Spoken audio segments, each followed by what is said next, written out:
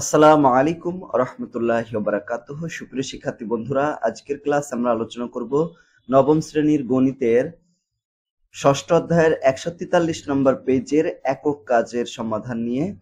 তো প্রথমে আমরা একটু আলোচনা করি যে প্রথম থেকে আর কি ত্রিকোণমিতি কাকে বলা হয়। যেহেতু এটা ত্রিকোণমিতির অধ্যায়, তো আমরা ত্রিকোণমিতি কাকে বলা হয় সেটা নিয়ে একটু আলোচনা করি। ত্রিকোণমিতি গণিতের যে শাখায় ত্রিভুজের কোণ, বাহু ও তাদের মধ্যকার সম্পর্ক ব্যবহার করে বিভিন্ন সমস্যার সমাধান করা হয় তাকে ত্রিকোণমিতি বলা হয়। এটা হচ্ছে ত্রিকোণমিতির সংজ্ঞা। তবে এই প্রশ্ন কিন্তু আসতে পারে, তোমাদের সংক্ষিপ্ত প্রশ্ন, ঠিক আছে, এগুলোতে আসতে পারে তোমাদের পরীক্ষায়। ওকে, যে গণিতের যে শাখায় ত্রিভুজের কোণ, বাহু এবং তাদের মধ্যকার সম্পর্ক ব্যবহার করে বিভিন্ন সমস্যার সমাধান করা হয় তাকে ত্রিকোণমিতি বলা হয়। তো এখানে ত্রিকোণমিতির কতগুলো সূত্র আছে, এগুলো আমাদের মুখস্থ করা লাগবে। যেমন সাইন থেটা, সাইন থেটা সমান কত? লম্ব বাই অতিভুজ, লম্ব বাই অতিভুজ। আবার সাইন থেটা সমান 1 বাই কসেক থেটা। এগুলো কিন্তু আমাদের জানতে হবে, পরীক্ষা কিন্তু আসবে এগুলা। যেমন দেখো, এই যে একটা ত্রিভুজ দেখতে পাচ্ছি, এই ত্রিভুজের এটা হচ্ছে লম্ব, লম্ব, এটা হচ্ছে ভূমি, ভূমি, আর এটা হচ্ছে অতিভুজ, অতিভুজ, অতিভুজ। এই সবগুলো কিন্তু আমাদের লাগবে। দেখো, কসেক থেটা সমান অতিভুজ ভাগ হচ্ছে লম্ব, মানে সাইন থেটা যা তার উল্টা। তাহলে এটা, তাহলে যেহেতু উল্টা, তাহলে কসেক থেটা সমান 1 বাই কসেক সাইন থেটা লিখতে পারি। আবার কস থেটা সমান ভূমি ভাগ অতিভুজ সমান 1 বাই কসেক থেটা, মানে সেক থেটা। এটা কিন্তু আমাদের মুখস্থ। মনে করো একটা মুখস্থ করলাম, দুইটা মুখস্থ করলাম, তাহলে এটা তো এটার বিপরীত। মনে করো যে cos থিটা সমান যদি 1 বাই sec থিটা হয়, তাহলে sec থিটা সমান কত হবে? 1 বাই cos থিটা, যে এটা উল্টা হবে। আর যদি cos থিটা সমান ভূমি বাই অতিভুজ হয়, তাহলে sec থিটা সমান কত? অতিভুজ বাই ভূমি, মানে উল্টা আর কি। তারপর দেখো, tan থিটা সমান লম্ব ভাগ ভূমি, লম্ব ভাগ ভূমি 1 বাই cot থিটা আর কি।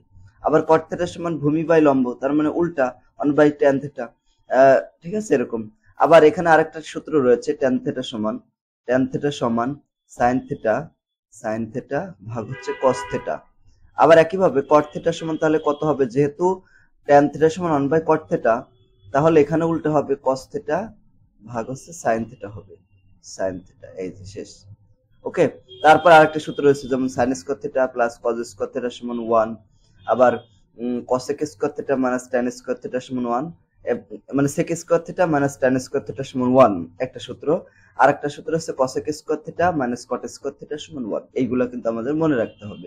এরপর আমাদের কত, এইখানে যে একটা মান দেওয়া আছে, এই মানগুলো আমাদেরকে মনে রাখতে হবে। যেমন দেখো, সাইন, সাইন 0 ডিগ্রি মান কত? 0। 3 ডিগ্রি মান কত? হাফ। 45 ডিগ্রি মান কত? 1 বাই রুট 2। 60 ডিগ্রি মান কত? Root 3 by 2। Sine, sine 90 degree মান কত? 1। তো দেখো, সাইন 0 ডিগ্রির মান যা হবে, কজের ক্ষেত্রে 90 ডিগ্রির মান তাই হবে। দেখছো, এই সাইন 90 ডিগ্রি মান 0। হ্যাঁ, আবার সাইন দেখো এখানে, এখানে 30 ডিগ্রি মান যা কত? হাফ। তাহলে কজের ক্ষেত্রে সেটা 60 ডিগ্রি মান হবে। তারপর সাইন 45 ডিগ্রি যা, কজের 45 ডিগ্রিও তাই হবে। 60 ডিগ্রি মান হবে যেটা, সেটা হবে কজের ক্ষেত্রে 30 ডিগ্রি মান। আর সাইন 90 ডিগ্রি মান যা হবে, কজের ক্ষেত্রে সেটা 0 ডিগ্রি মান তাই হবে। এই দুইটা জিনিস যদি আমরা মনে রাখতে পারি, তাহলে কিন্তু পুরো চার্ট আমাদের মনে রাখা হয়ে যাবে। যেমন দেখো, এখানে tan থিটা, tan থিটা সমান কত হয়? tan 0 ডিগ্রি মান কত? আচ্ছা, tan সমান কত? দেখো, আমরা জানি tan 0, মনে করো 0 ডিগ্রি সমান, আমরা জানি tan থিটা সমান হচ্ছে sin 0 ডিগ্রি ভাগ হচ্ছে cos 0 ডিগ্রি। ওকে, এখন দেখো তো sin 0 ডিগ্রি মান কত? এই যে 0, 0 বসালাম। আর cos 0 ডিগ্রি মান কত? 1, 1 বসালাম। ভাগ করলাম, ভাগ করলে কত হয়? 0 হয়ে যায় না? তাহলে দেখো, tan 0 ডিগ্রি মান এইভাবে 0 হচ্ছে। আবার দেখো, tan 3 ডিগ্রি মান যদি হিসাব করি, একইভাবে হিসাব করব। এখানে তাহলে 0 জায়গায় আমরা 30 দিয়ে দেব, 3 ডিগ্রি, আর cos ও 3 ডিগ্রি। এখন এটার মান তাহলে কত আসে? sin 3 ডিগ্রি মান কত? এখান থেকে আমরা বের করে দেখতে পাচ্ছি যে হাফ, হাফ 1 বাই 2।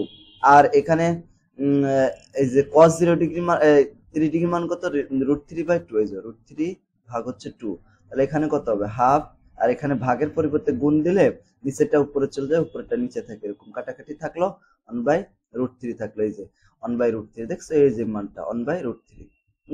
45 ডিগ্রি মান একইভাবে এরকম হাফ হয়। তারপরে 60 ডিগ্রি মান রুট 3 হয়, এটা অসংজ্ঞায়িত। মানে অসংজ্ঞায়িত কেন হয়, 1/0 হয়ে যায়। 1/0 হলে সেটার মান তো যদি কোনো কিছুকে যদি আমরা 0 দিয়ে ভাগ করি তাহলে সেটার মান হয় ইনফিনিটি, অসংজ্ঞায়িত। কটের ক্ষেত্রে 0 ডিগ্রি মান, কটের ক্ষেত্রে tan এর ক্ষেত্রে আলাদা আর কি, ঠিক আছে, মানে উল্টা। tan এর ক্ষেত্রে 0 ডিগ্রি মান যা, কটের ক্ষেত্রে সেটা হচ্ছে 90 ডিগ্রি মান তাই। তার মানে আমরা বুঝতে পারলাম যদি সাইন এটা মুখস্থ করি, কজেরটা তার বিপরীত হবে, আর বাকিগুলো তো আমরা বের করতে পারবো ইনশাল্লাহ। ওকে। আর এখানে কিছু নাম, যেমন কোন, অনেক সময় এইসব কোণ থাকে, এটার নাম হচ্ছে আলফা, এটার নাম বিটা, এটা হচ্ছে গামা, থেটা, আর এটার নাম হচ্ছে ডেল্টা। এখন 143 নম্বর পেজে চলে আসলাম। এখানে নিচের চিত্রগুলো থেকে থেটা এবং আলফা কোণের সাপেক্ষে অতিভুজ, বিপরীত বাহু এবং সন্নিহিত বাহু চিহ্নিত করো, এরকম প্রশ্ন করা হচ্ছে। দেখো, এটা হচ্ছে ক নম্বর চিত্র। ক নম্বর চিত্রে এটা হচ্ছে ভূমি, এটা হচ্ছে অতিভুজ, আর এটা কি, এটা হচ্ছে লম্ব। এখন দেখো, ক নম্বর চিত্রে সূক্ষ্মকোণ কোনটা? সূক্ষ্মকোণ হচ্ছে এই থেটা। থেটা। অতিভুজ কত? অতিভুজ হচ্ছে এই যে 17, এই 17 লিখলাম। বিপরীত বাহু, বিপরীত বাহু মানে কোনটা বলতো? বিপরীত বাহু মানেই হচ্ছে লম্ব, এই যে লম্ব। এবং সন্নিহিত বাহু কত? সন্নিহিত বাহু মানে হচ্ছে ভূমি, ভূমি কত? 15। তারপরে খ নম্বর চিত্রে, এই যে খ নম্বর চিত্রে থেটা, এই যে থেটা হচ্ছে সূক্ষ্মকোণ। আর এখানে যদি আমরা হিসাব করি অতিভুজ কত? অতিভুজ দেখতেই পাচ্ছি যে সবচেয়ে বড় বাহু যেটা, সেটা হচ্ছে অতিভুজ, অতিভুজ হচ্ছে পি। আর এখানে এখানে দেখো এই যে বিপরীত বাহু মানে লম্ব মানে হচ্ছে আর, এসে আর, আর এখানে ভূমি, ভূমি হচ্ছে কিউ, এসে কিউ। মানে যে কোনটা থাকে সবসময় কার সাথে বলতো? ভূমির সাথে। হ্যাঁ, ভূমি, কোন যার সাথে কোণটা হবে সেটা হচ্ছে ভূমি, আর কোণের বিপরীত বাহুটা হচ্ছে লম্ব, এই যে এইভাবে, ঠিক আছে। এরপর দেখো গ নাম্বার চিত্রে এই আলফা কোণের সাথে থেটা কোণ, এই যে থেটা কোণের সাথে যদি ধরি থেটা কোণ, থেটা কোণের তাহলে অতিভুজ হবে কোনটা? এই ক্ষেত্রে ইএফ, এই যে ইএফ। আর এখানে এই ক্ষেত্রে মানে এই থেটা কোণের সাপেক্ষে যখন ধরবো তখন এর বিপরীত বাহু কোনটা? ইজি। তাহলে ইজি, এখানে দেখো ইজি হবে লম্ব, আর এফ জি এটা হবে ভূমি, ভূমির সাথে কোনটা থাকে। এবং আলফা কোণের সাপেক্ষে যদি ধরি তাহলে লম্ব কোনটা হবে? দেখো লম্ব হবে এই যে জি, এই যে জি এফ বা এফ জি, এই যে লম্ব। আর অতিভুজ কোনটা হবে? ইএফ, এবং ভূমি হবে হচ্ছে ইজি। এইভাবে আমাদের মনে রাখতে হবে, মানে যার সাথে কোণটা তৈরি হবে তার বিপরীত পাশে যে বাহুটা থাকবে সেটা হচ্ছে লম্ব, এই জন্য তাকে বিপরীত বাহু বলা হচ্ছে, ঠিক আছে, এই জন্য একে বিপরীত বাহু বলা হয়েছে। তো আমরা এই যে এই শখটা পূরণ করে ফেললাম। পরবর্তী ক্লাসে আমরা আলোচনা করব হচ্ছে 144 নম্বর পেজের, 144 নম্বর পেজের 3 নম্বরে যে সমকোণী ত্রিভুজের অতিভুজ ও সন্নিহিত বাহুর অন্তর্বর্তী কোণের সাপেক্ষে বিভিন্ন বাহুর অনুপাত, মানে এই যে জোড়ায় কাজটা সমাধান নিয়ে আলোচনা করব। তো আজকের ক্লাসটা এই পর্যন্ত। ক্লাসটি যদি ভালো লাগে তাহলে আমাদের চ্যানেলটি সাবস্ক্রাইব করে রেখো এবং ক্লাসটি বন্ধুদের সাথে শেয়ার করে দিও। আর সাথে সাথে তোমাদের বার্ষিক পরীক্ষার নমুনা প্রশ্ন, প্রত্যেকটা সাবজেক্টে নমুনা প্রশ্ন এবং সাজেশন পেতে চাইলে আমাদের চ্যানেলটি সাবস্ক্রাইব করে রাখতে হবে এবং ক্লাসগুলো বন্ধুদের সাথে শেয়ার করতে হবে। প্রতিদিন সন্ধ্যা 7টায় লাইভ ক্লাসগুলোতে অ্যাটেন্ড করতে চাইলে আমাদের ইউটিউব চ্যানেলেই তোমাদের ফ্রি লাইভ ক্লাস নেওয়া হয়, চাইলে তোমরা লাইভ ক্লাসগুলোতে অ্যাটেন্ড করতে পারো। সকলকে ধন্যবাদ। আসসালামু আলাইকুম ওয়া রাহমাতুল্লাহ।